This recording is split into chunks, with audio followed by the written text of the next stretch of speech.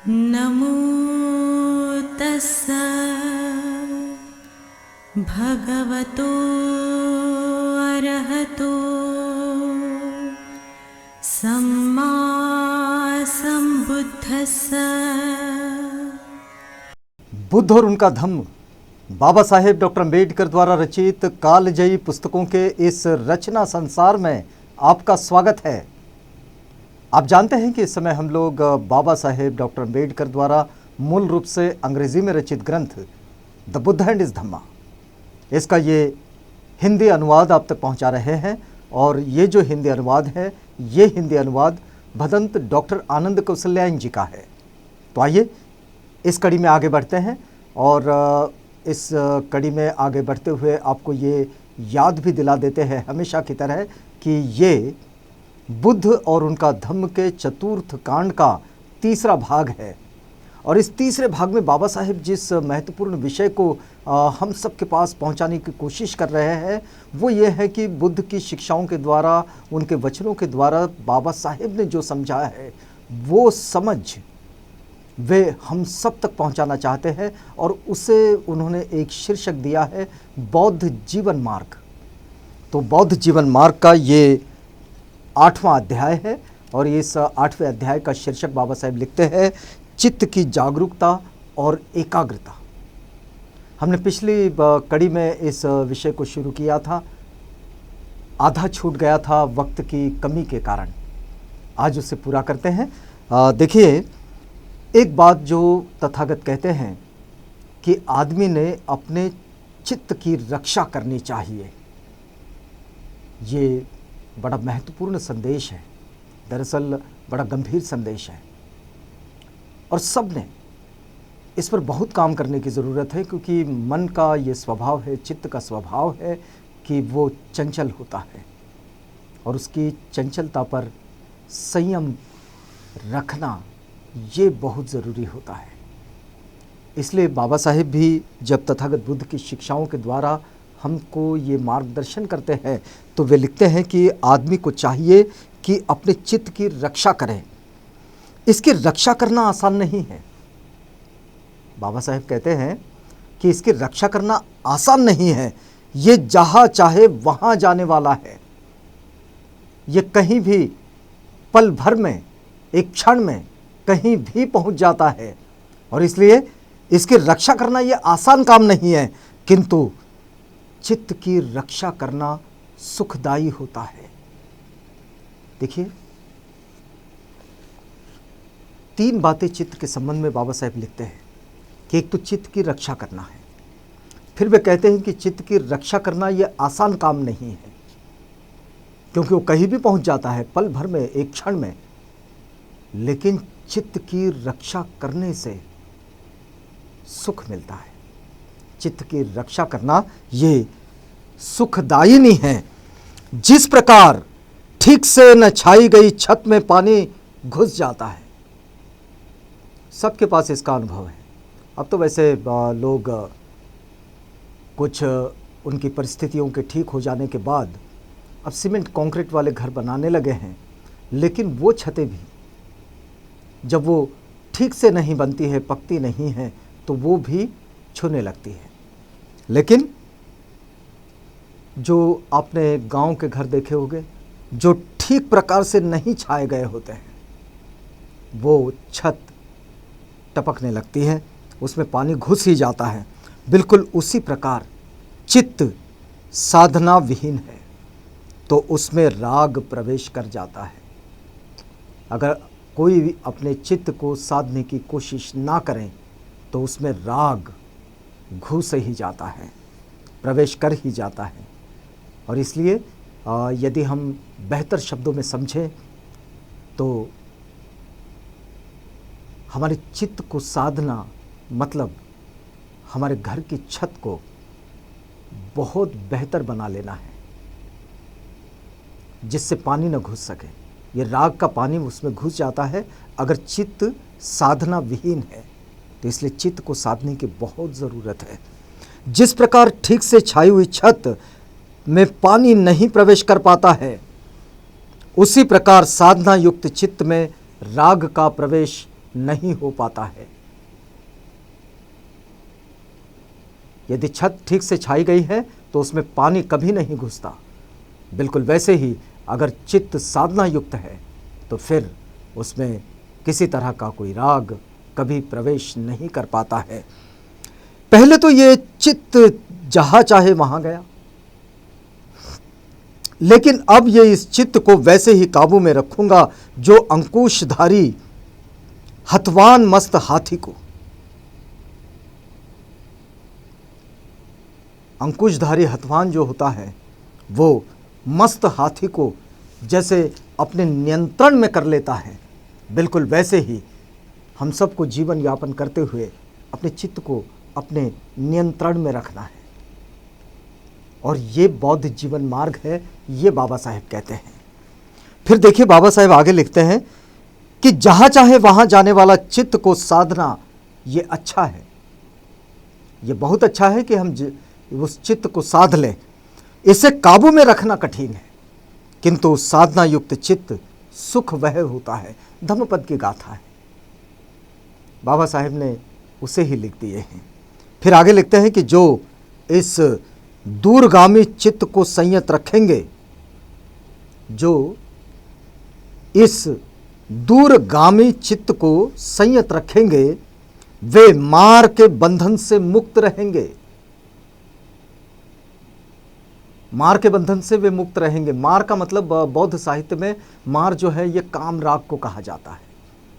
बुराइयां हैं, चित्त में उत्पन्न होने वाले दोष हैं, इन सबको मार कहा जाता है। ये जो मार है, इस मार्ग को अगर पराजित करना है, मतलब मार के बंधनों से अपने चित्त को मुक्त करना है, तो इस चित्त की साधना बहुत ज़रूरी है। और फिर देखिए चित्त को साधना, अब देखिए सम्यक समाधि में बाबा साहेब ने इस बात को एक वाक्य में लिख दिए थे कि चित्त की एकाग्रता मतलब सम्यक समाधि। तो ये जो चित्त की एकाग्रता है, इस एकाग्रता पर इस समय तथागत की शिक्षाओं से जो चीज़ें आती है, जो मार्गदर्शन आता है, वो यहाँ पर बाबा साहेब लिख रहे हैं। देखिए आगे वे लिखते हैं कि यदि आदमी का चित्त अस्थिर है, यदि आदमी का चित्त अस्थिर है, यदि वो धर्म का जानकार नहीं है, चित्त अस्थिर है, धम्म का जानकार नहीं है, यदि उसका चित्त शांत नहीं है, तो उसकी प्रज्ञा कभी भी पूर्णता को प्राप्त नहीं करती। तो प्रज्ञा की पूर्णता को साधने के लिए चित्त की साधना बहुत ज़रूरी है। आपने कई ऐसे लोग देखे होंगे जो बहुत पढ़े लिखे हैं, लेकिन उनका चित्त बड़ा विचलित है, और कई बार उनके संबंध में उनके व्यक्तिगत जीवन की, उनके व्यक्तिगत आचरण की कई ऐसी दोषपूर्ण खबरें हम सबके सामने आती है। ये सिर्फ इसलिए होता है, केवल एकमात्र कारण है इसका, और वो है कि उन्होंने अपने चित्त को साधना नहीं दी है, अपने चित्त को नियंत्रण में नहीं रखा है।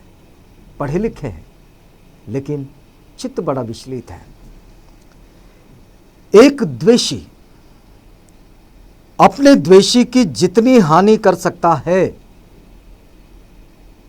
किसी के प्रति घृणा हो, द्वेष हो, तो एक जो द्वेषी है, जिसके मन में द्वेष है, किसी के प्रति नफरत है, तो वो जो नफरती है, वो नफरती दूसरे नफरती की, मतलब वो जिससे नफरत कर रहा है, उसकी जितनी हानि कर सकता है, एक शत्रु अपने शत्रु को जितना नुकसान पहुंचा सकता है, गलत रास्ते पर गया हुआ चित्त आदमी की उससे कहीं अधिक हानि करता है।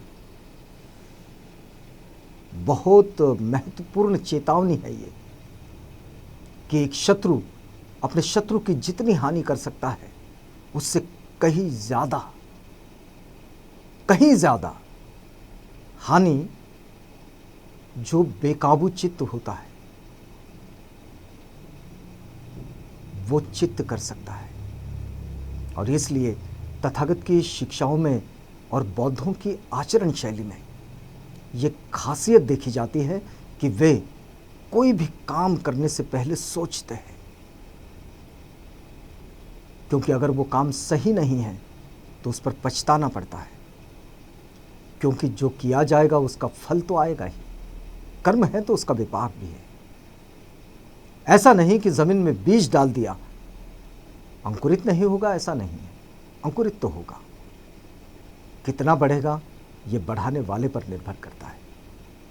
लेकिन जमीन अच्छी है, वातावरण अच्छा है, और जो भी चीज़ जमीन में डाल दी गई है तो वो बीज निश्चित रूप से अंकुरित होगा।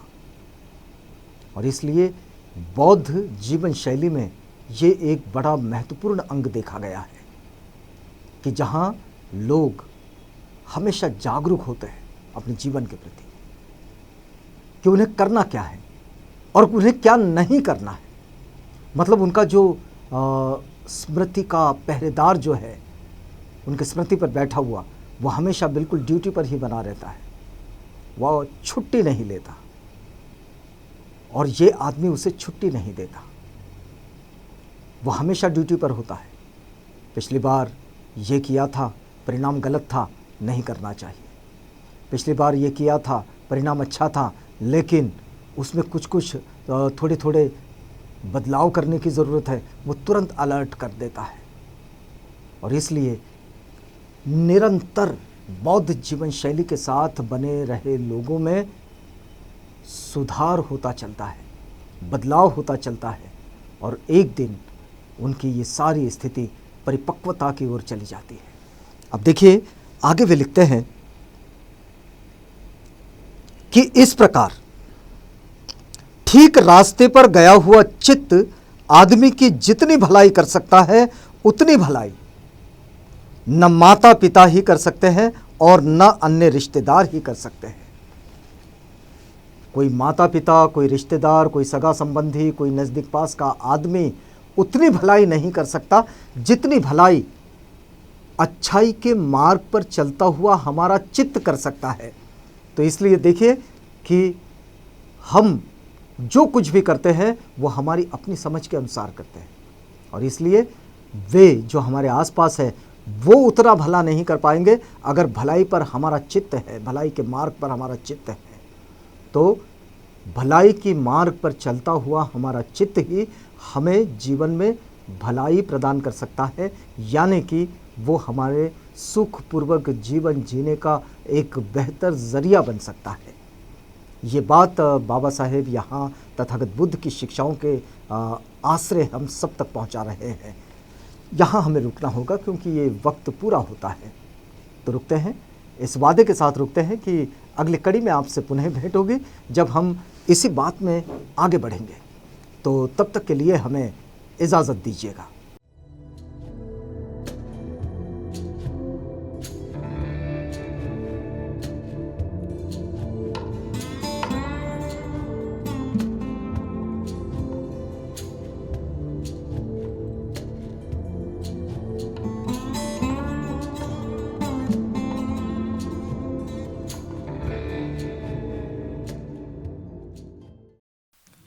बुद्ध और उनका धम्म।